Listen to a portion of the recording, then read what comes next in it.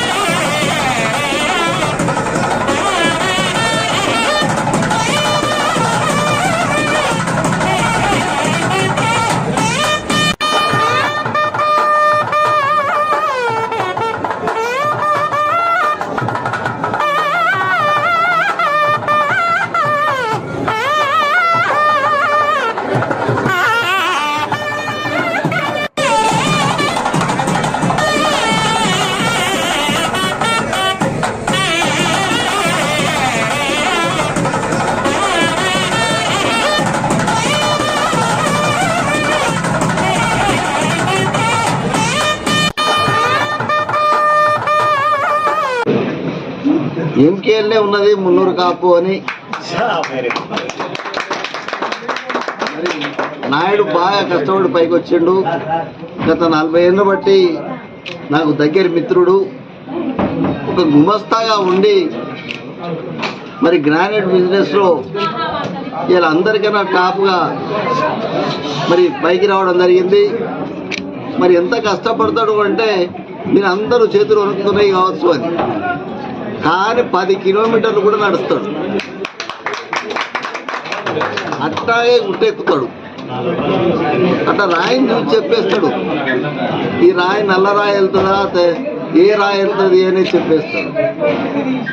నాకు ఏదైతే షాంపేట్లో కొండా సురేఖ ఎమ్మెల్యే అయిందో అప్పటి నుంచి ఇప్పటికి పరిచయం.